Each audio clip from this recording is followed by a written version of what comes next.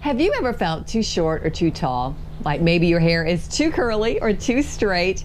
If you have, you can relate to our character in today's book. Her name is Molly Lou. Well, my name is Lisa Spencer. This is Lucy. This is Litzy. And Lila, wake up. You're going to miss the story. This is Lila. Well, let's find out a little bit more about Molly Lou in Stand Tall, Molly Lou Melon by Patty Level, and the pictures are drawn by David Catro. Let's meet Molly Lou. Molly Lou Melon stood just taller than her dog and was the shortest girl in the first grade.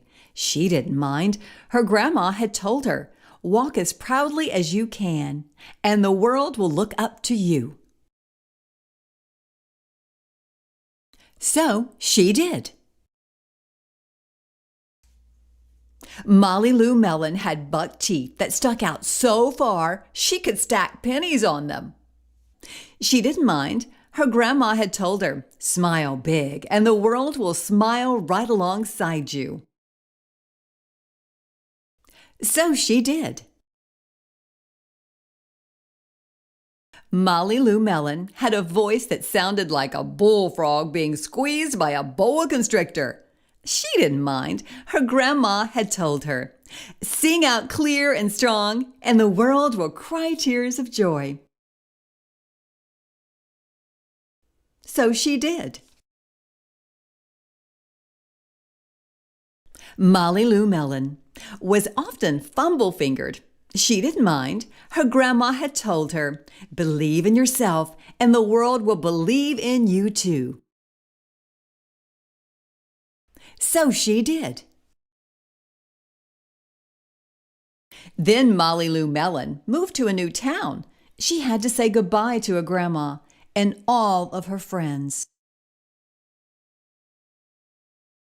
and start in a new school.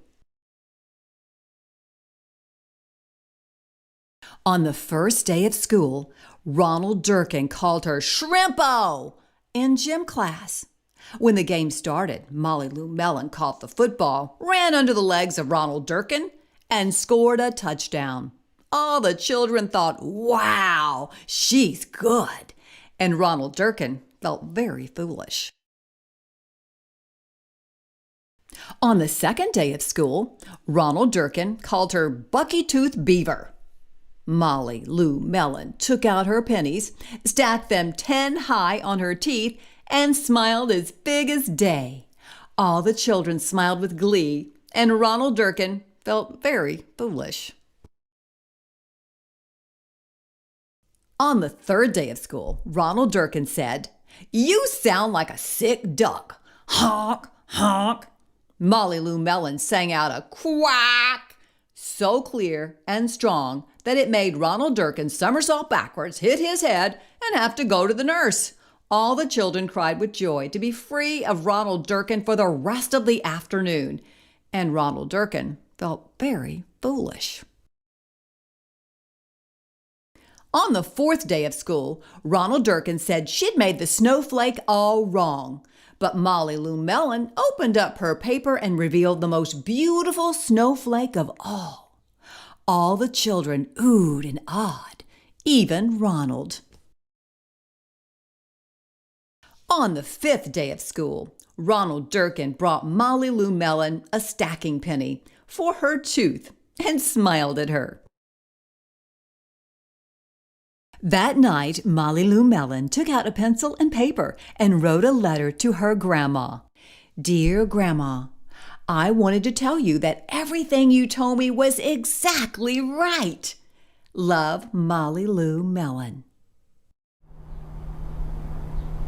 I really like this story.